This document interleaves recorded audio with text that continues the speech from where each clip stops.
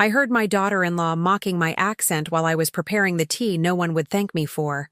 When I finally answered in perfect Arabic and took out the documents for my $1 million inheritance, the color drained from her face as if she'd seen a ghost. Today, I'm going to tell you something I never thought I would share. And if you, for a single second, feel like this sounds familiar, I just ask that you leave a like and subscribe. It will help me continue to unburden what I've kept locked away for so long. My name is Eleanor Vance. I just turned 69, though no one in this house remembered. I was born in a small town in upstate New York, where the streets smell like lilacs and the mornings taste of fresh brewed cinnamon-spiced coffee. My paternal grandmother was Italian, from Naples, and my maternal grandmother was Moroccan. From her, I inherited not only my honey-colored eyes, but also a language I kept as a secret treasure for decades, Arabic. But I'll get to that later, when the time comes for that secret to become my armor. I've been living for 2 weeks at my son Brian's house here in Connecticut. A large, modern house with a pristine garden and a fountain that murmurs day and night. A house he bought with the money I lent him 5 years ago for his import business. Money he never paid back. Money we never spoke of again, as if my contribution had been invisible, as if I were invisible. This morning I got up at 6, as always. My knees protested as I climbed out of the single bed they assigned me in the guest room, a cold space at the back of the house where they store Christmas decorations and old furniture. The room smells of dampness and neglect. There's a small window that looks out onto the backyard, and from there I can see the children playing in the pool while Jessica, my daughter-in-law, sunbathes on a lounge chair, sipping something that looks like a piña colada. I dressed in what I have. A floral dress I bought at a local fair 3 years ago, my comfortable faux leather sandals, and a shawl that belonged to my mother. Jessica looked me up and down when I came into the dining room, and I saw that gesture, subtle but devastating, where she wrinkles her nose slightly, like someone detecting an unpleasant odor. "Good morning, Eleanor," she said without a smile, using my first name as if I were the housekeeper, not her husband's mother. "Did you sleep well in your little room?" Your little room. Not your bedroom, not your space. Your little room, the way you talk to a child, or to someone who doesn't matter. "Yes, dear, thank you," I replied, swallowing the lump that was already beginning to form in my throat. I went straight to the kitchen. It's the only thing I know how to do to feel useful. Cook. I made a spicy breakfast casserole just the way Brian liked it as a boy, with finely chopped onion, sour cream, and crumbled cottage cheese on top. I toasted the tortilla chips on the skillet until they were crispy. The aroma filled the house, and for a moment, I felt like I was back in my kitchen in upstate New York, where everything made sense and where my work was appreciated. Brian came down at 8:30, in his impeccable suit, his cell phone glued to his ear. He glanced at me, made a gesture with his hand that I interpreted as, "Good morning," and continued talking to someone about figures and projections. He sat at the table without hanging up. Jessica joined him, perfectly made up, wearing a peach-colored silk robe that must have cost more than I spend on groceries in a month. I served the casserole with all the love I still have left. I placed it in front of Brian, waiting, praying, for a smile. A word. A "thanks, Mom." Nothing.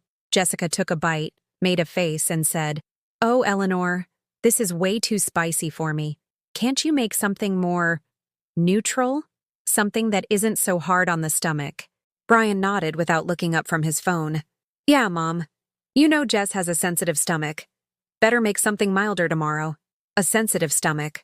The same woman I saw eating spicy street tacos with extra hot sauce from a food truck yesterday. But of course, with me, everything is delicate. Everything is too much. Everything is uncomfortable. I just stood there, the dish towel in my hands, feeling the heat from the skillet still burning my fingers. No one offered me a seat. No one asked if I had eaten breakfast yet. They simply finished, left their dirty plates on the table, and went on with their routines. I cleaned up everything. I washed each plate with hot water until my hands were red and wrinkled. I cleaned the stove. I swept the floor. And as I did, I remembered all the times Brian was a boy and would hug me after a meal, saying, "Mommy, you're the best cook in the world." Where did that boy go? That afternoon, after doing laundry for the whole family, including the sheets from the king-sized bed where they sleep like royalty, while I sleep on a mattress that creaks. I decided to rest for a moment on the living room sofa. Just for a moment. My feet were swollen. My back ached as if I were carrying stones. Jessica came in with one of her friends, a thin woman with designer glasses and a very expensive handbag. They saw me there, and her friend asked, "Is that?" "Yes," Jessica said with an awkward laugh. "That's Brian's mom. She's visiting temporarily, as if I were a pest, as if my presence had an expiration date." They sat on the other sofa and started talking. I pretended to be asleep, but every word pierced me like glass. "Oh, honey, you have the patience of a saint," said Jessica's friend.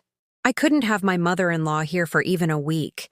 Believe me, it's not easy," Jessica replied, lowering her voice, but not enough. "She has this thick, country accent. It's so jarring. And she's in the kitchen all day making food no one asked for. The whole house smells like chili and cumin." Her friend let out a stifled laugh.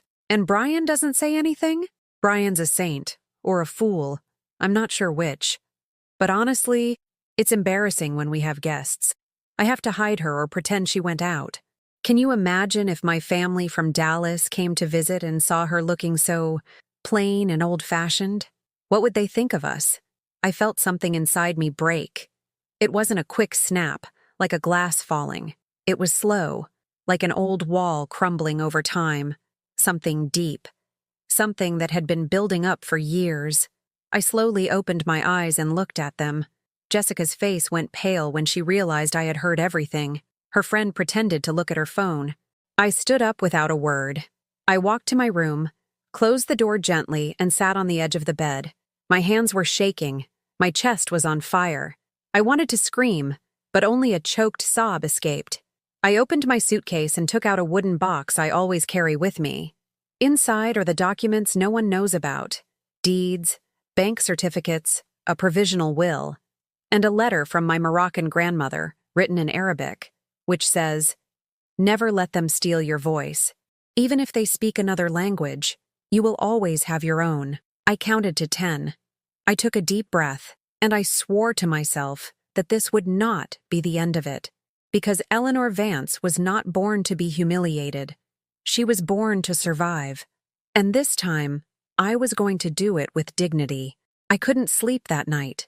I stared at the cracked ceiling of that room that smelled of old boxes and neglect, replaying every sacrifice I'd made for Brian since he was born, every dollar saved, every meal I skipped so he could have seconds, every dream of my own that I buried so his could flourish. I closed my eyes and was 14 again. I saw myself at the local farmer's market in my hometown, selling tamales my mother prepared from 4 in the morning. My hands were small, but they already knew exhaustion.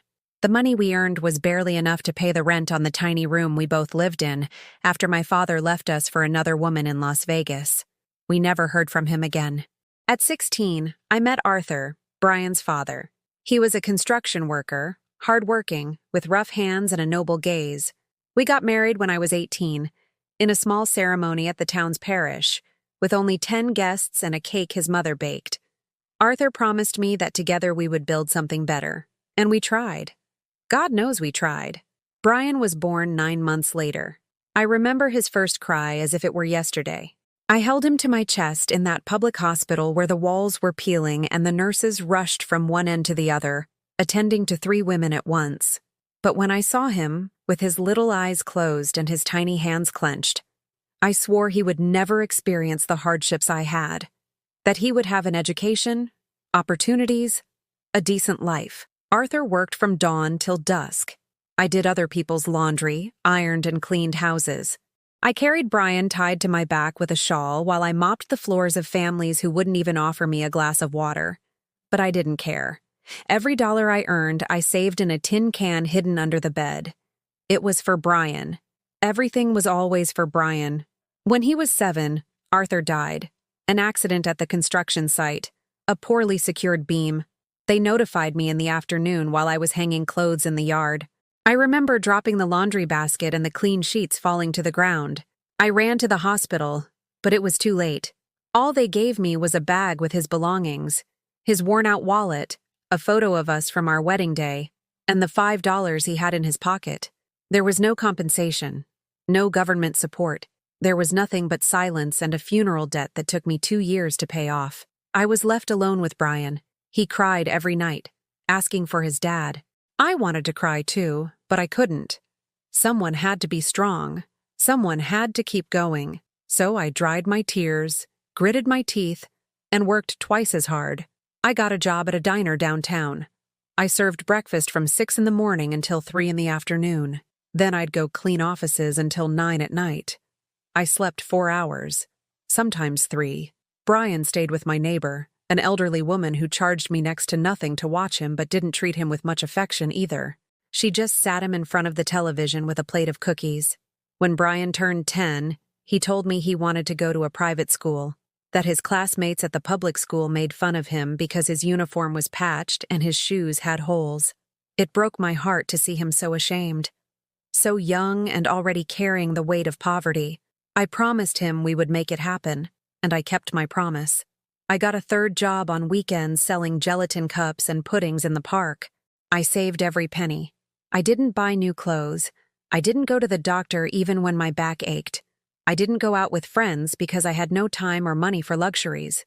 2 years later, Brian was enrolled in that private school. It cost me half of my monthly salary, but I paid it, every month, without fail. He studied, got good grades, and I felt proud. I thought, all this sacrifice is worth it. My son is going to be someone in life. He's going to have what I never had. But something began to change in Brian. Little by little, he started to be ashamed of me, of my old clothes, of the way I spoke, of my job. His new friends had parents with college degrees, brand new cars, 2-story houses, and I was just a woman who smelled of bleach and exhaustion. I remember his middle school graduation day. I came straight from work, with no time to change. I was wearing my diner apron and my hair was in a messy ponytail. Brian saw me from a distance and looked away. He didn't introduce me to his friends. He didn't include me in the group photos. When I asked him why, he said, "Mom, it's just, you look a mess. People talk." That night, I cried silently in my bed, wondering at what point my son had learned to be ashamed of the woman who gave him everything. But I kept going, because that's what mothers do. We keep going even when we're looked down upon. We keep going even when we're ignored. We keep going because a mother's love doesn't understand logic or justice. When Brian finished high school, he wanted to study international business at a private university in another state. The tuition was astronomical. Impossible for me, but he insisted. He told me it was his only chance to get ahead, to not end up like me. Those were his exact words. "I don't want to end up like you, Mom." I swallowed the insult. I sold the few pieces of jewelry I had from my grandmother. I borrowed money from a loan shark who charged me predatory interest. I worked myself sick. I had a high blood pressure crisis that landed me in the hospital, but as soon as I was discharged, I went back to work. I couldn't stop. Brian depended on me. He went off to college. I stayed in my small town, working tirelessly to pay for everything: tuition, rent, food, books, flights home. He would call me once a month, sometimes not even that. Always in a hurry, always with excuses. "I have an exam, Mom." "I'm busy, Mom." "I'll call you later, Mom." But later never came. He graduated with honors. He got a job at an import company. He met Jessica, a girl from a wealthy family in Dallas, the daughter of a textile mogul. They had an elegant wedding where I was invited, but they seated me at a table in the back, far from her family. No one asked for my opinion on the wedding dress. No one included me in the official photos. I only appear in 2 pictures, standing alone, clutching my purse as if I were just another guest and not the groom's mother. 5 years ago, Brian came to me asking for money. He needed capital to start his own import business. He asked me for $25,000. I didn't have it in cash, but I had something else, a secret inheritance my maternal grandmother had left me years before. A piece of land in Morocco that was sold when I was 40, the money from which I had invested in bank accounts no one knew about. Not even Arthur had known. I had saved that money for my old age, so I wouldn't be a burden to anyone. But I gave it to Brian. All of it. $25,000 that represented years of that inheritance growing with interest. I told him it was a loan, that he should pay me back when he could. He hugged me, called me the best mom in the world, and promised to pay it back in 2 years. 5 years have passed. He never paid me back. He never mentioned it again. And the one time I brought it up, he told me, "Mom, that was family support. Don't be greedy." Greedy. Me. The one who gave him everything. Now I'm here, in his house, cleaning his bathrooms, cooking his food, enduring the humiliations of his wife. And my son says nothing. He doesn't defend me. He doesn't see me. It's as if I were a piece of old furniture that he doesn't know where to put, but doesn't dare to throw away either. In the early hours of this morning, sitting in that cold, forgotten room, I opened my wooden box and took out the documents. I still have nearly $1 million left, spread across bank accounts in the US and Spain. Money that no one knows exists. Money I was going to leave to Brian when I died, because I always thought he would take care of me in my old age. That he would love me, that he would value me. But today I know the truth. Brian doesn't love me. He tolerates me. And Jessica doesn't even do that. I reread my grandmother's letter, written in Arabic. I've read it 1,000 times. But today every word resonated differently. Respect is not begged for, Eleanor. It is demanded. And whoever does not respect you does not deserve your presence. I folded the papers carefully, put them back in the box, and lay down with the decision made. I would not remain invisible. I would not keep begging for love. I would not die as the shadow of my own son. If they couldn't see me, they would soon learn to look for me, and by then, it would be too late. The following days were a silent torture. Every morning, I woke up hoping something would change, that Brian would come downstairs and ask how I slept, that Jessica would look at me with something resembling respect, but nothing changed. I remained the shadow who cleaned, cooked, and disappeared.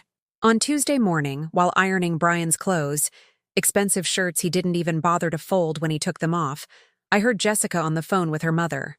She was in the living room, the door ajar, not caring if I could hear her. "No, Mom, it's not that terrible.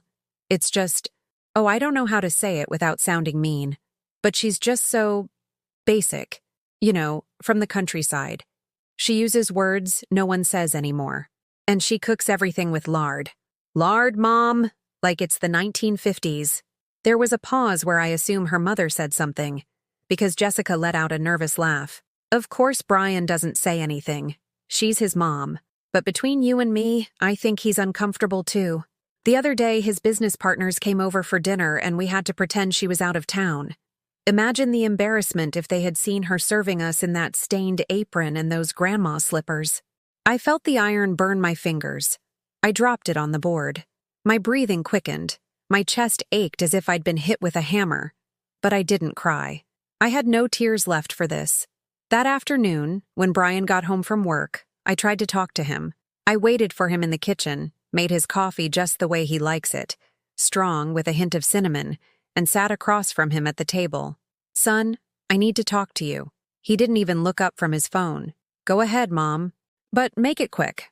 I have an online meeting in 10 minutes. Brian, I feel like I'm in the way here. That I'm a bother. Why would you say that?" He interrupted, still staring at the screen. "Because Jessica. Because nobody talks to me. Nobody asks how I am.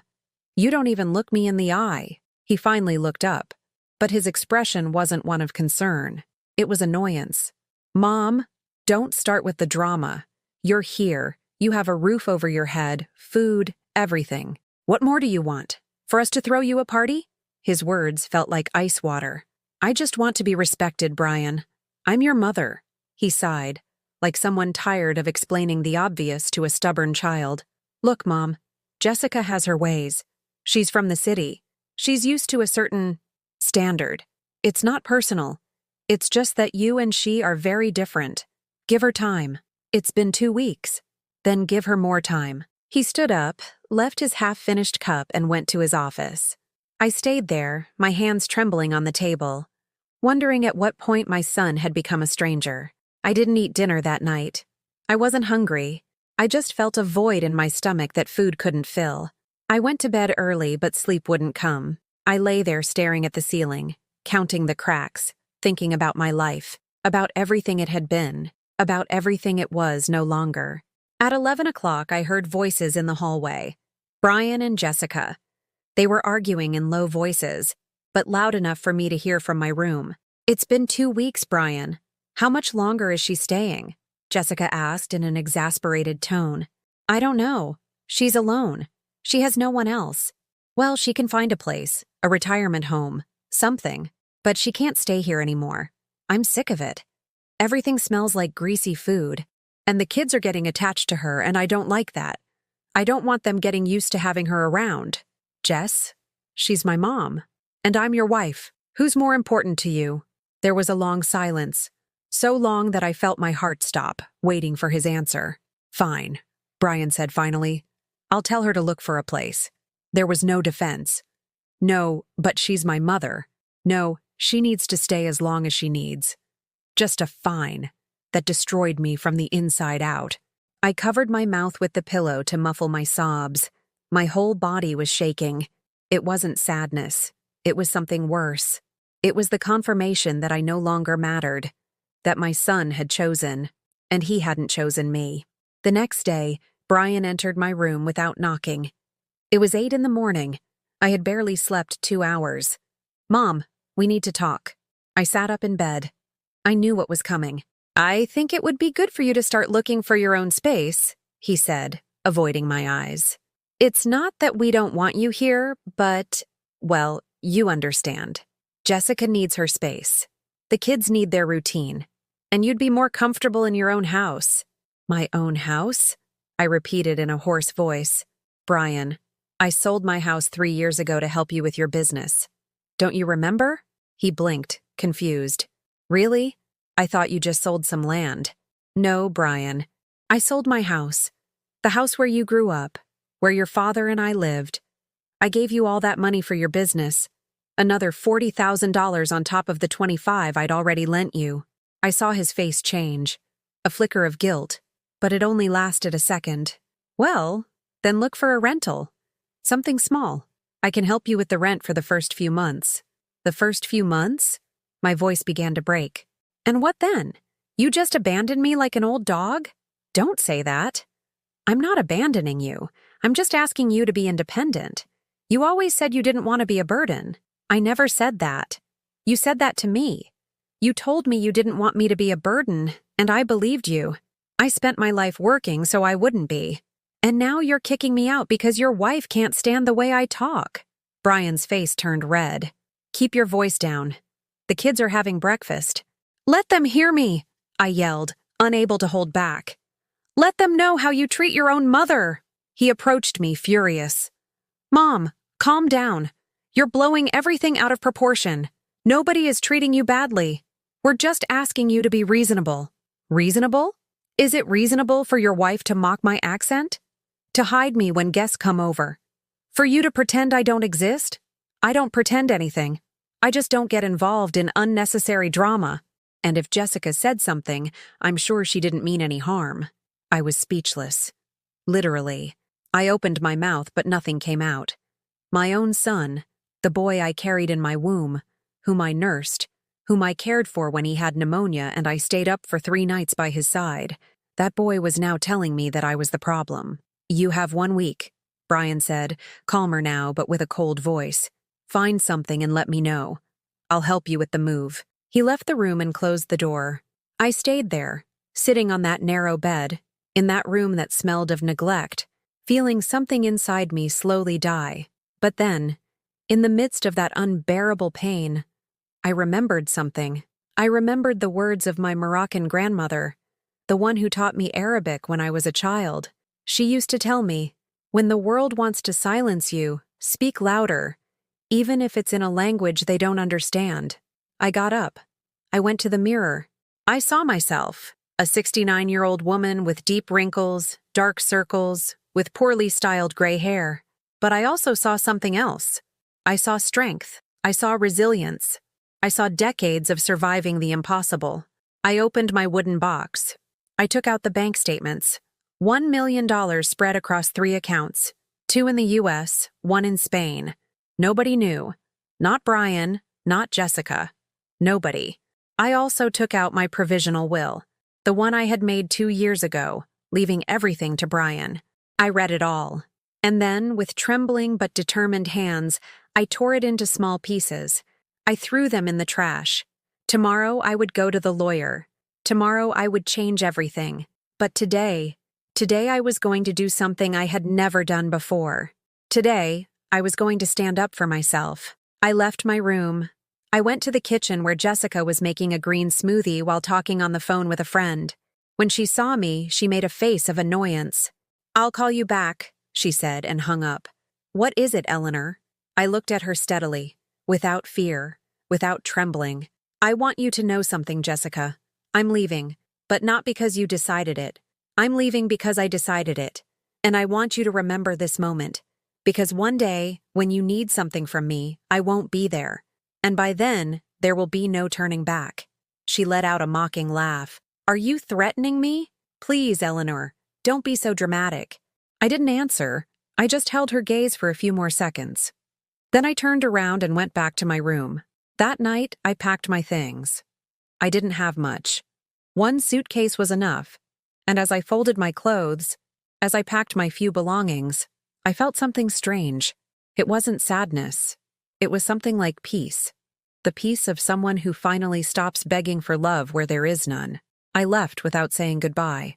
I took my suitcase, my wooden box with the documents, and walked out of that house at 6 in the morning, while everyone was still asleep. I called a cab from the corner. I didn't want to give them the satisfaction of seeing me leave like an outcast.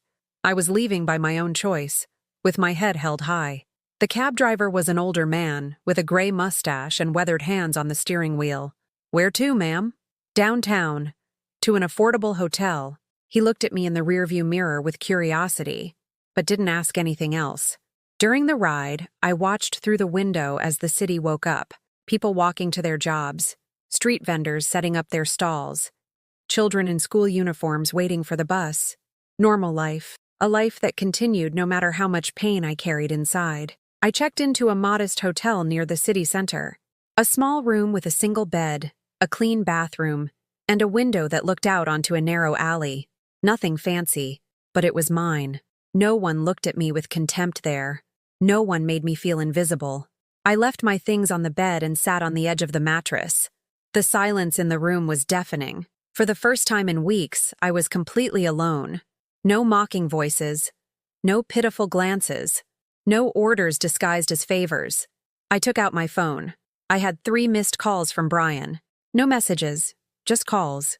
Jessica had probably woken him up asking where I was, worried not about me, but about looking bad to the neighbors if someone asked about the mother-in-law who disappeared without a word. I didn't call him back. I turned off the phone. That afternoon, I walked through the historic downtown area. I passed the cathedral, with its imposing steeples and its pink stone glowing in the sun. I sat on a park bench and watched the families, parents with their children, grandmothers holding grandchildren, elderly couples holding hands. I wondered what it would be like to have a family like that, one that looks for you, one that values you. An older woman sat down next to me. She had a carved wooden cane and a cloth bag full of pastries. "Would you like a cinnamon roll, dear?" she offered with a kind smile. "No, thank you," I replied, but my voice broke at the end. She looked at me with those eyes that only people who have suffered a lot and learned to recognize pain in others have. "Are you all right, honey?" That word, honey. It had been years since anyone had called me that. My eyes filled with tears. "No," I admitted. "I'm not okay."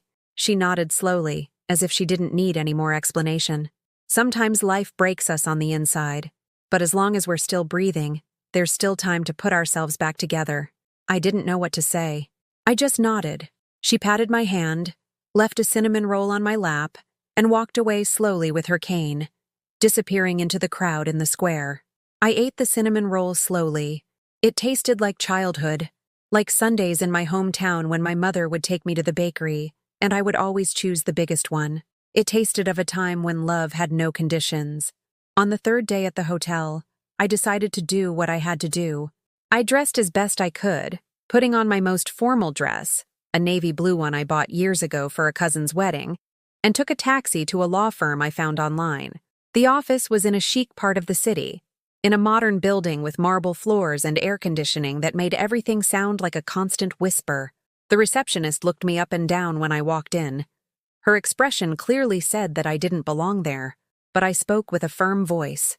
"I'm here to request a consultation about modifying my will." She raised an eyebrow. "Do you have an appointment?" "No, but I can wait. The attorney is very busy." "I'll wait all day if I have to." Something in my tone made her change her attitude. She made an internal call, spoke in a low voice, and then looked at me. "Mr. Fernandez can see you in 20 minutes. I sat in the waiting area. There were interior design magazines on a glass table, abstract paintings on the walls. Everything was designed to impress, to make you feel like you were in an important place. 20 minutes later, a man in his 50s, with glasses and an impeccable suit, came out of his office. "Mrs. Vance, please, come in." His office was enormous. Floor-to-ceiling windows showed the entire city. Mahogany bookshelves were filled with legal volumes. A desk so large it looked like a conference table. "Please, have a seat. How can I help you?" I took out my wooden box. I placed the bank documents, the deeds, the investment certificates on his desk. "I want to change my will. I want my son to inherit nothing." Mr. Fernandez opened the documents. His eyes widened slightly when he saw the figures. "Mrs. Vance, this is a considerable estate. Are you certain about this decision?" "Completely certain." "May I ask why?" "It's important to document the reason to avoid future contests." I told him everything. I didn't cry. I didn't complain. I just stated the facts with the coldness of someone reading a medical report. The neglect, the humiliation, the contempt, the way my son chose his wife over his own mother, how they kicked me out of their house after I had given him everything. The lawyer listened in silence. He took notes. At the end, he set his pen on the desk and looked at me with something that resembled respect. "I understand. So, who do you wish to name as your beneficiary?" That question stopped me. I had no other family. I had no close friends. I had no one. "Can I leave everything to a charitable foundation?" "Of course. Do you have one in mind?" I thought of the woman with the cane who gave me the cinnamon roll in the park, of the nurse at the hospital when I fainted years ago, of all the people who had treated me with more dignity in 5 minutes than my own family had in years. I want it to go to a foundation that supports elderly women in situations of family abandonment. Women who have been forced out of their homes, who have nowhere to go. The lawyer nodded. "I can put you in touch with several organizations that do that work. Or we can create a specific trust with those objectives. Whatever is best. But Brian is not to see a single dollar. And if he tries to contest the will, let him try. I have all the documents proving that this money is exclusively mine. An inheritance from my maternal grandmother. Investments I made with my own work. None of it came from him or his father." The lawyer began typing on his computer. "Very well. I'll need you to return in 3 days to sign the final documents before witnesses. The entire legal process will cost about $3,000. That's fine?" I left that office feeling different. Lighter. As if I had dropped a weight I had been carrying for decades. My son would not inherit my hard work. He would not profit from my pain. And that, strangely, gave me peace. But that peace was short-lived, because that very night when I returned to the hotel, I found Brian waiting for me in the lobby. "Mom," he said when he saw me, his voice a mix of relief and annoyance. "Where the hell have you been? I've called you 1,000 times." I turned my phone off. "Why did you leave without telling anyone? Jessica is worried." I almost laughed. Jessica. Worried. "I don't think so, Brian. She's relieved. Just like you." "Don't say that. I'm here to take you back home. That is not my home. It never was." "Mom, don't be stubborn. Where are you going to live? In this hotel for the rest of your life? I'll figure it out." "You'll figure it out? With what money? You have nothing." I stared at him. There it was. The truth, unfiltered. His mother had nothing. She was a burden. Useless. "You'd be surprised, Brian." "What are you talking about?"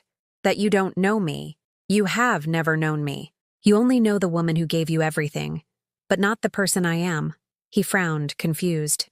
"You're talking strangely. Are you okay? You're not sick, are you? I'm perfectly fine. Better than ever, in fact. Mom, stop acting like a child. Let's go home. We can talk calmly. Jessica owes you an apology. Fine, she'll give you one. But you can't be living in hotels. It's ridiculous. What's ridiculous, Brian, is that you think you can give me orders. I am 69 years old. I have survived more than you have lived. And I don't need your permission for anything. For the first time in my life, I saw fear in his eyes. Fear that his mother was slipping through his fingers. That he could no longer control me. Okay, he said, raising his hands. If you want to stay here a few more days, fine. But at least give me your new phone number so we can stay in touch. No, Brian. I'm not giving you my number. When I decide to talk to you, if I ever decide to, I will find you. Mom? This is insane. For you, maybe. For me, it's freedom. He stood there, at a loss for words. Finally, he took out his wallet and put $300 on the lobby table. Here, so you can't say I abandoned you. I didn't touch the money. I don't need it. Mom, don't be proud. It's not pride, Brian. It's dignity. Something you wouldn't understand. He turned and walked out of the hotel. I watched him leave through the glass door with his expensive suit and his cell phone in hand, probably calling Jessica to tell her that his mother had gone crazy. The $300 remained on the table. The receptionist looked at me. Are you going to take it, ma'am? No, I replied. Give it to someone who really needs it. I went up to my room. I lay down on the bed, and for the first time in weeks, I slept through the entire night. 3 days later, I returned to Mr. Fernandez's office. This time, I wore the same navy blue dress, but I had done my hair differently. I put it up in an elegant bun, the way my Italian grandmother used to for Sunday Mass. I wore the pearl earrings she had left me. I looked in the mirror before leaving and almost didn't recognize myself. There was something different in my eyes. It was no longer the gaze of a defeated woman. It was the gaze of someone who had taken control. The lawyer greeted me with a professional smile. Mrs. Vance, punctual as always. I have the documents ready. We just need 2 witnesses who are not beneficiaries and are not related to you. 2 of his office employees served as witnesses. I signed each page with a steady hand. I didn't hesitate for a second. Every signature was an act of self-justice. Every signature was a declaration of independence. Done, the lawyer said, stamping the last document. Your will is now officially registered. In the event of your death, 80% of your assets will go to the trust we created for the Silver Linings Foundation, which supports elderly women in situations of family abandonment.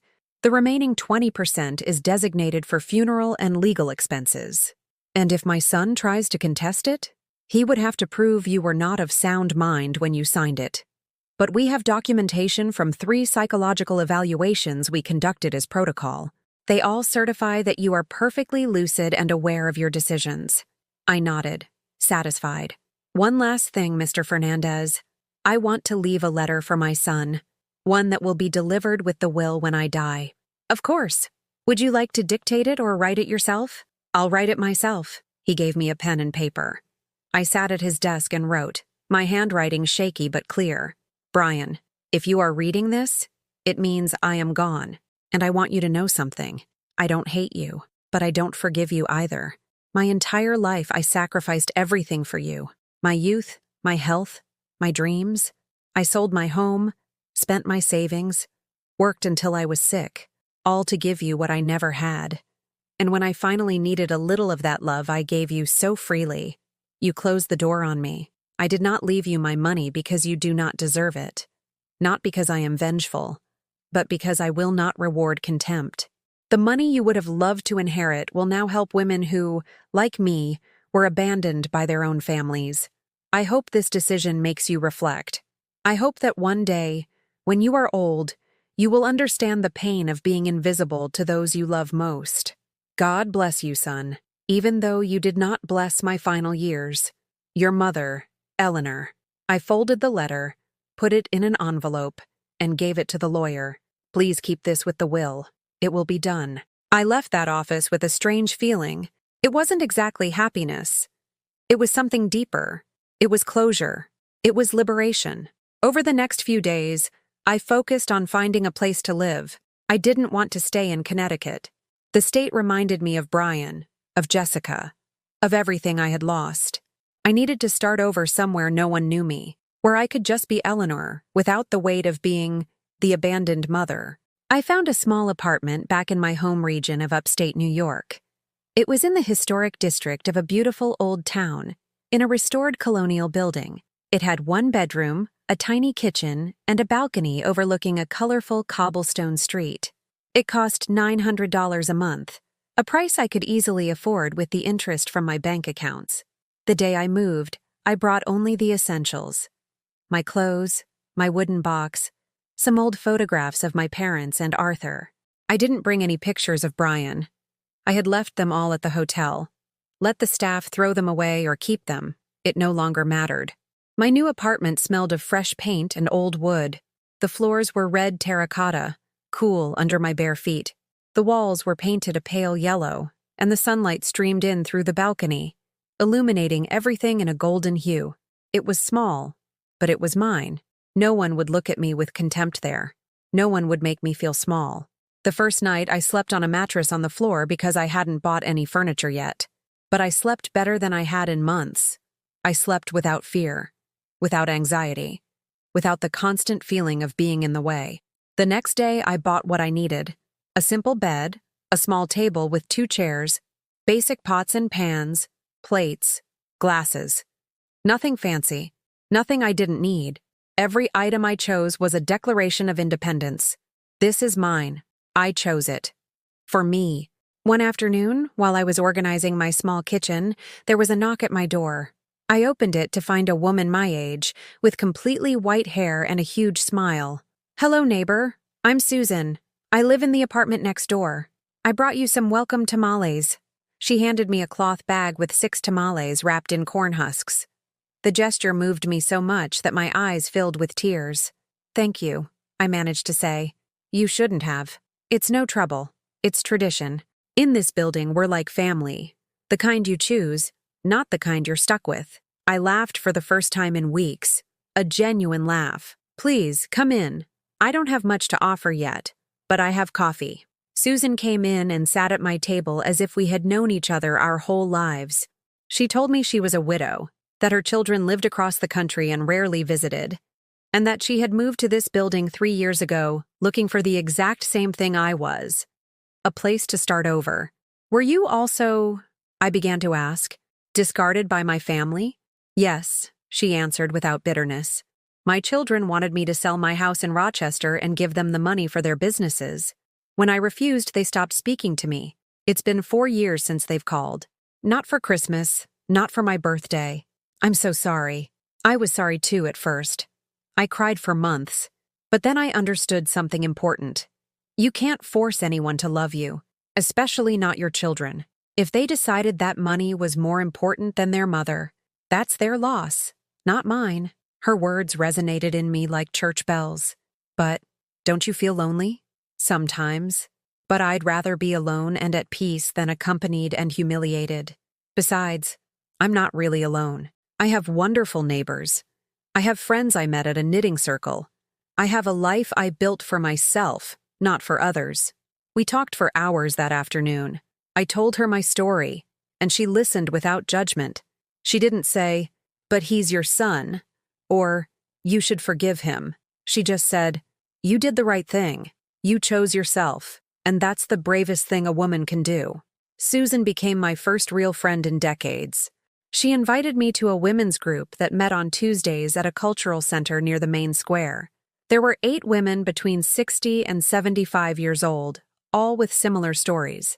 Women who had been perfect wives, devoted mothers, and who, at the end of their lives, discovered that their sacrifice did not guarantee love or respect. The first time I attended, a woman named Grace shared her story. Her daughter had put her in a nursing home without her consent, sold her house, and kept the money. Grace managed to escape the home, sued her daughter, and recovered part of her assets. Now she lived alone, happy, and was no longer on speaking terms with her daughter. "I don't hate her," Grace said. "She simply no longer exists for me. And you know what? That gives me incredible peace." All the women nodded. They all understood. When it was my turn to share my story, I did so without crying. I told them everything: the humiliation, the contempt, the way my son kicked me out of his house. And at the end, I said, "I changed my will. My son will inherit nothing, and I don't feel guilty. I feel free." The women applauded, not with pity, with admiration. After that meeting, Susan took me for a walk through the town's Central Park. There were musicians playing, couples dancing, vendors selling balloons and cotton candy. Life was pulsating there with an energy I had forgotten existed. "Do you know what the best part of all this is?" Susan said as we sat on a bench eating lemon sorbet. "We're finally living for ourselves. Not for our children. Not for our husbands. For us." "I'm scared," I admitted. "My whole life was built around Brian. I don't know who I am without him." "Well, now you have the time to find out. And believe me, it's the most exciting adventure you'll ever have." That night, back in my apartment, I sat on the balcony with a cup of tea. The street was lit by old-fashioned lamps that cast a warm, golden light. I heard music in the distance, the laughter of young people passing by, the sound of heels on the cobblestones. I took out my phone, which I had kept off for days. I turned it on. I had 32 missed calls from Brian, 15 WhatsApp messages. They all said variations of the same thing. "Mom, call me. We need to talk. Don't be stubborn. Jessica wants to apologize." I read each message with an emotional distance, like reading yesterday's newspaper. They no longer affected me. They no longer hurt. I wrote a single message. "Brian, I'm fine. I have a place to live. I don't need anything from you. When I'm ready to talk, if I ever am, I will contact you. Take care of your family. The one you chose." I sent it, and then I blocked his number. I turned off the phone. I looked up at the stars, barely visible between the city lights, and I took a deep breath. A profound one, the kind I hadn't taken in years. For the first time in my life, I wasn't waiting for anything from anyone. I wasn't begging for love. I wasn't justifying my existence. I was simply here, and that was enough. 2 months passed. 2 months in which my life changed in ways I never could have imagined. I enrolled in a pottery class at the cultural center. I had always loved working with my hands, but I never had time for hobbies when all my energy went into surviving and providing for Brian. Now, every Wednesday afternoon, I sat at the wheel and shaped clay into vases, plates, and mugs. They weren't perfect, but they were mine. Each imperfect piece was a metaphor for my new life, broken, rebuilt, unique. I also started walking every morning in the park. I watched the sunrise paint the colonial facades pink and orange. I breathed in the fresh air that smelled of freshly baked bread from the nearby bakeries. I greeted the same newspaper vendors, the women sweeping their porches, the students rushing to the university. I was becoming part of the city's fabric. I was no longer a stranger. I was Eleanor, the lady from the yellow apartment on Alonzo Street. One morning, while I was buying vegetables at the farmer's market, a young man approached me. He was about 30, with dark hair styled with gel, wearing a gray suit that looked expensive but was frayed at the elbows. He was carrying a folder under his arm. "Mrs. Eleanor Vance?" he asked, his voice polite but tense. My blood ran cold. No one here knew my full last name. No one except Susan. "Who's asking?" "My name is Robert Stevens. I'm Jessica's second cousin." The world stopped for a second. What was a relative of Jessica's doing looking for me here? "I have nothing to discuss with that woman's family," I said, turning to leave. "Please, ma'am. Just 5 minutes. It's important." Something in his desperate tone made me stop. I turned and looked at him more closely. He had deep, dark circles under his eyes. His hands were shaking slightly. This man was not a threat. He was someone in need. 3 minutes, I agreed. And here, in public. We sat on a market bench, surrounded by the bustle of vendors shouting their prices and the smell of fresh cilantro and dried chilies. "Mrs. Vance, I'm here because Jessica sent me to find you. And why should I care what Jessica wants? Because she's desperate. Brian is too." I let out a dry laugh. Now they're desperate? How interesting. When I was in their house, disheveled and humiliated, no one was desperate to treat me with dignity. Robert looked down. You're right. What they did to you was horrible. Jessica told me everything, and she regrets it. I'm not interested in her regret. Ma'am, please, let me explain why I'm here. 3 weeks ago, Brian was in an accident. Nothing serious, just a car crash. But the insurance company is investigating and they discovered irregularities in his finances. Debts he didn't declare. Phantom investments. The bank has frozen their accounts. They're going to lose the house. I remained silent, processing the information. Part of me felt a pang of motherly concern, but another part, the part that had been humiliated and discarded, felt nothing. And what does that have to do with me? Robert opened his folder and took out some documents. Jessica did some digging. She found out that you have resources, much more than they thought. Bank accounts, investments, an inheritance you never mentioned. So there it was. They weren't looking for me out of love. They weren't looking for me out of genuine remorse. They were looking for me for money. How did they get that information? My accounts are private. Robert turned red. Jessica has a friend who works at a bank. He made some unauthorized inquiries. That's illegal. I know, and she knows it. But she's desperate. She asked me to come talk to you, to offer you a deal. A deal? They need $60,000 to save the house and settle the most urgent debts. Jessica is willing to apologize, publicly, in front of anyone you want, and Brian too. They promise to treat you with the respect you deserve, that you can come back and live with them if you want. Every word was like an insult wrapped in gift paper. They wanted my money, and in return, they offered me respect. As if respect were a commodity that could be bought and sold. Tell them no, I replied in a calm voice. Ma'am, please. Think about it. They're your family. They stopped being my family when they treated me like garbage. But it's your son and your grandchildren. Are you really going to let them lose their home? I stood up from the bench. I looked down at him, feeling a strength I didn't know I had. Robert, is it? Let me explain something to you. I sold my house to give Brian money. I gave him over $60,000 over the years. He never paid me back. He never thanked me. And when I was at my most vulnerable, he kicked me out. So no, I'm not going to save their house. Let them face the consequences of their own decisions, just like I had to face mine. Ma'am, please. And you tell Jessica that her friend at the bank committed a crime. If she ever investigates my finances without authorization again, I will file a formal complaint.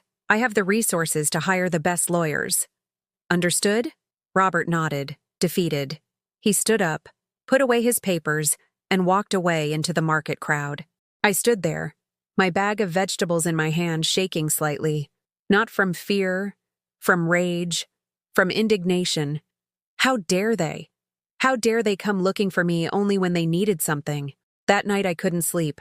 The conversation with Robert had stirred up emotions I thought I had overcome. I sat on my balcony with a cup of chamomile tea and looked out at the empty street. It was 2 a.m. Everything was silent except for the occasional bark of a distant dog. My phone, which I had kept off since blocking Brian, was tucked away in a dresser drawer. I was tempted to turn it on, to check if I had new messages, to know what was really happening with Brian, but I didn't. Because I knew that if I turned on that phone, if I read those messages, a part of me would soften, the maternal part that still existed, dormant, but not dead. And I couldn't let that part make decisions for me, not now that I had finally learned to choose myself. The next morning, Susan knocked on my door with pastries and coffee. You look terrible, she said bluntly. What happened?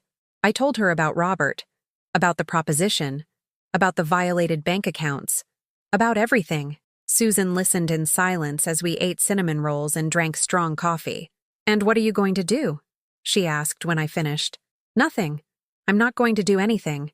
Good, she said, nodding in approval. Because if you give them money now, you're teaching them that they can treat you like garbage and still get what they want when they need it. You're reinforcing the cycle. I know, but it hurts, Susan. It hurts to know my son could lose his house. He might. But you can't lose your dignity again. You already lost it once for him. You can't afford that luxury twice. She was right, profoundly, painfully, but necessarily right. That afternoon, I decided to do something I had never done before. Spend money on myself without guilt, I went to a boutique downtown and bought myself a new dress. A wine-colored one, elegant, that fit me perfectly. I also bought comfortable but beautiful shoes, and a silver necklace with a phoenix charm. The saleswoman, a young woman with a nose piercing, smiled as she wrapped my purchases. "That dress looks beautiful on you, ma'am. Is it for a special occasion?" "Yes," I replied, "to celebrate finally learning to value myself." She looked at me, confused, but smiled. "Well then, that's the most special occasion of all." That night, I put on the new dress. I put on makeup for the first time in months. I styled my hair carefully, and I went out to dinner alone at a restaurant I had always wanted to try, but that seemed too expensive, too elegant for someone like me. I asked for a table by the window. I ordered a rich tomato bisque, a filet mignon, and a glass of red wine. I ate slowly, savoring every bite, without rushing, without guilt. The waiters treated me with respect. No one looked at me with pity for being alone. No one made me feel small. When I asked for the check and saw the total, $120, I didn't flinch. I didn't do the mental math of how many days of work at the diner that would have cost me before. I simply paid. I left a generous tip, and I walked out of there feeling like a queen. I walked back to my apartment under the golden lights of the historic downtown. I passed the old cathedral, the opera house illuminated like a palace, and I felt something I hadn't felt in decades. I felt that I mattered, that my life had value, that I didn't need anyone's validation to exist fully. When I got to my building, I found an envelope taped to my door. It had no return address, just my name written in handwriting I recognized immediately, Brian's. I opened it with trembling hands. Inside was a letter. "Mom, I don't know if you'll read this. I don't know if you care, but I need you to know that I'm sorry. I'm sorry for how I treated you. I'm sorry I let Jessica disrespect you. I'm sorry I was a terrible son. We're in trouble, big trouble, and I know I have no right to ask you for help after everything, but I don't know who else to turn to. I'm not asking for me. I'm asking for your grandchildren. They're not to blame for any of this. They don't deserve to lose their home. If you can help us, I promise things will be different. I swear we will treat you the way you deserve. Your son who loves you even if he didn't know how to show it, Brian." I read the letter 3 times. I searched for something genuine in those words. I looked for real remorse beyond the financial need, but I couldn't find it. I folded the letter, put it back in the envelope, and stored it in my wooden box with the other documents. A testament to a relationship that was once love and had ended as a transaction. I didn't answer. I didn't call. I did nothing, because I had finally learned that true love isn't begged for, and respect is not negotiable. And that night, I slept soundly, knowing I had made the right decision. 3 weeks after Brian's letter, I received a call. Not from him, but from an unknown number with a Connecticut area code. I hesitated before answering, but something told me I should. "Grandma Eleanor?" It was the voice of a little girl, a voice I recognized immediately. It was Sophia, my 8-year-old granddaughter. My throat tightened. "Sophia, my love, how did you get my number?" I asked the neighbor to let me use her phone. "Grandma, why don't you live with us anymore?" Tears began to roll down my cheeks without permission. "It's complicated, sweetheart. Mom says you left because you wanted to be alone. But I don't believe that. I think you left because you were sad. I saw you crying one night. I got up for water and saw you in your room. I bit my lip to keep from sobbing audibly. Sophia, my beautiful girl, I miss you, Grandma. Nobody makes that breakfast casserole like you do. And nobody hugs me like you do. Mom is always busy on her phone. And Dad gets home late every day. I just want you to come back." That was the hardest moment of all, because Sophia was not to blame for anything. She was an innocent child caught in the selfishness of her parents, and I loved her. God, how I loved her and her brother, Matthew. I miss you too, sweetheart. But sometimes adults have to make difficult decisions. Decisions like when Mom told you that you couldn't stay anymore. My heart stopped. "You heard that?" "Yes." I was on the stairs. "Mom told Dad that you didn't want to be here anymore. But that's not true, is it, Grandma? Because you did want to stay. I know you did. The brutal innocence of children. That ability to see the truth that adults disguise with polite lies. Sophia, listen to me carefully. I love you very much. You and your brother. But I can't go back to that house. It's not because I don't love you. It's because I need to take care of myself too. Like when you tell us to put on our seatbelts in the car to be safe? Exactly like that, my love. Okay, Grandma, I understand. But, can I visit you someday? Where do you live now? That question broke me and healed me at the same time. Of course you can visit me. When you're older, when you can decide for yourself, I'll be here. Do you promise? I promise, sweetheart. I heard a voice in the background calling Sophia's name. I have to go, Grandma. Mom's looking for me. I love you. I love you too, my sweet girl. The call ended. I stood there with the phone in my hand, crying like I hadn't cried in months. Because that was the real pain. Not Brian's rejection or Jessica's humiliations. It was knowing my grandchildren needed me. And I couldn't be there without destroying myself in the process. Susan, who had come by to bring me some soup, found me crying on the balcony. What happened? She asked, alarmed. I told her about the call, about Sophia's voice, about the weight of choosing yourself when it means walking away from someone you love. You did the right thing, Susan said, hugging me. Because if you go back now, you teach them that they can mistreat you and you'll always return. And when Sophia grows up, she'll repeat that pattern. She'll learn that the women in her family sacrifice themselves until they disappear. But she's my granddaughter, Susan. She's just a child. And you're just a woman who deserves respect. Eleanor, listen to me. The best gift you can give Sophia is to show her that women can choose themselves, that they don't have to accept scraps of love. When she grows up, she'll remember her grandmother who had the courage to leave, and that will make her stronger. I wanted to believe her. With all my heart, I wanted to believe her. The next few days were the darkest since I'd arrived in town. I struggled to get out of bed. Food had no taste. Even the Tuesday meetings with the women's group didn't cheer me up. I was processing something deep, grieving a relationship that was never what I thought it was. One afternoon, while I was making tea, someone knocked on my door insistently. 3 loud, urgent knocks. I opened it and came face to face with Jessica. She was unrecognizable. No makeup, her hair disheveled, deep dark circles under her eyes. She was wearing jeans and a sweatshirt. I had never seen her dressed so casually. She looked like she had aged 10 years in 2 months. Eleanor, I need to talk to you, she said without a greeting, pushing the door to enter without an invitation. I don't recall giving you permission to enter, I replied in a cold voice. I don't care. I came all this way. The least you can do is hear me out. Her arrogance was still intact despite her defeated appearance. That gave me strength. You have 5 minutes, and then you're leaving. She sat in my small living room without being invited. She looked around with that gesture I knew so well, that critical assessment of everything that didn't meet her standards. You live in this, she said with a dismissive tone. After having a decent house with me? A house where I was treated like a servant isn't decent. This is small, but it's mine, and no one humiliates me here. Jessica pressed her lips together. Fine. I came to say that I'm sorry, okay? I'm sorry. I behaved badly towards you. Brian is sorry too, and we need your help. I've already been told. The answer is no. No? Just like that? You're going to let your grandchildren lose their house? You are going to make your children lose their house. Because of your pride. Because of your life of appearances that you can't sustain. You have millions, she yelled, losing her composure. Millions you don't even use. What do you want them for? To die alone in this miserable apartment?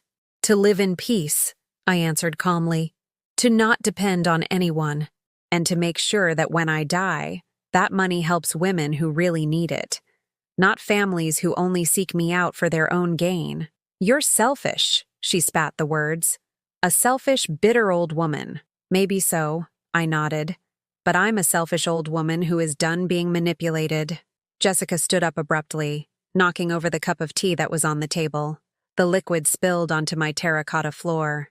You're going to regret this. When you're old and sick, and no one is there to take care of you, you'll regret this.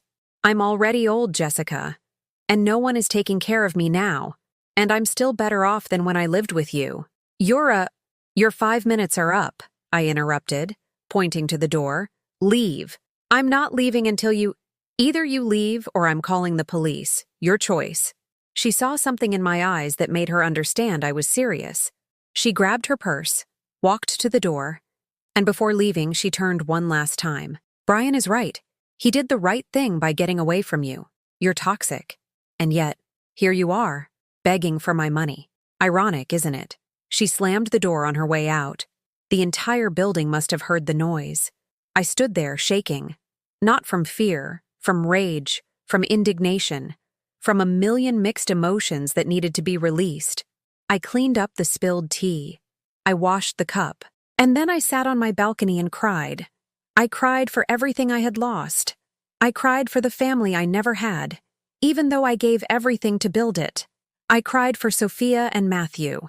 I cried for the Eleanor who was, and for the Eleanor I was learning to be. Susan came up later, alerted by another neighbor who had heard the commotion. Are you okay? No, I admitted, but I'm going to be. That night, I made a decision. I took the envelope with the letter I had written for Brian from my wooden box, the one to be delivered with my will. I tore it up, and I wrote a new one. Brian, I don't hate you, but I don't forgive you either. And that's okay. Not all stories need a happy ending.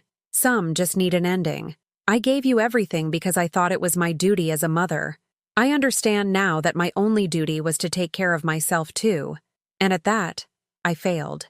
But it's never too late to correct our mistakes. My money will not be yours. It will be for women like me. Women who were discarded by families who only valued them for what they could give, not for who they were. I hope you understand someday. But if you don't, it doesn't matter. I no longer need your understanding to live in peace. Take care of Sophia and Matthew. Teach them something you never learned, that love is shown with respect, not with pretty words when you need something. Your mother, Eleanor, the one who finally learned to love herself. I put the letter in the envelope. I sealed it. And I knew that this was the last word I would ever give to my son. There would be no reconciliation. There would be no forgiveness. But there would be peace. And that, finally, was enough. 6 months after Jessica's visit, my life was completely different. Not just externally, but internally. There was something in my gaze that Susan noticed one morning as we had breakfast together on my balcony. You look different, she said, observing me with her ability to see beyond appearances. More light. She was right. I had lost weight, but not the kind that worries you. It was as if I had shed years of emotional burden that had been stuck to my bones. My shoulders were no longer slumped. My back was straighter. Even the way I walked had changed. I no longer shuffled my feet like someone apologizing for taking up space. My days had a routine that fulfilled me. I woke up with the sun streaming through my window. I made coffee in my small kitchen while listening to the cathedral bells chime 7 in the morning. I ate fresh fruit from the market and a pastry from Mr. Henderson's bakery. He was an 80-year-old man who had adopted me as his favorite customer and always saved me the best cinnamon rolls. 3 times a week I went to the pottery studio. My hands, which for decades had only served to clean up after others, now created. I had made a complete set of turquoise-colored plates that decorated my small dining area, vases that I gave as gifts to the women in my group, imperfect but beautiful mugs that I used every morning for my coffee. On Tuesdays, I continued to attend the women's group. There were 12 of us now. New members had joined. Rosalind, who at 72 had been kicked out of her house by her sons-in-law who wanted to sell the property. Elaine, whose daughter had tricked her out of her life savings. Patricia, who had been put in a nursing home against her will and managed to escape with the help of a sympathetic nurse. Each story was different, but we all shared the same pain, rejection from those who were supposed to love us unconditionally. And we all shared the same victory, choosing dignity over the scraps of a love that was never real. One Thursday in October, while I was walking through the town square, I heard music. A group of students was playing jazz on the pavilion. I sat on a bench to listen. The music filled me with a sweet melancholy, like when you remember something beautiful you lost, but it no longer hurts. A man my age sat down next to me, completely white hair, tanned skin, kind eyes behind gold-rimmed glasses. "They play well, don't they?" he commented. Very well, I replied. Do you come here often? I live nearby. I walk through here almost every day. Me too. Strange we've never crossed paths before. I smiled. It was a simple, unpretentious conversation. After 15 minutes of talking about music, the weather, and the beauty of the town, he extended his hand. My name is Robert. Robert Sandoval. Eleanor Vance, I replied, shaking his hand. Would you like to get a coffee sometime, Eleanor? The question took me by surprise. It had been decades since anyone had asked me out. My first instinct was to refuse. But then I thought, why not? Why did I have to live the rest of my life locked in my past pain? I'd like that, I said. We met 3 days later at a cafe near the Opera House. Robert was a widower. His wife had died 5 years earlier from cancer. He had 2 children who lived in Chicago and visited him every few months.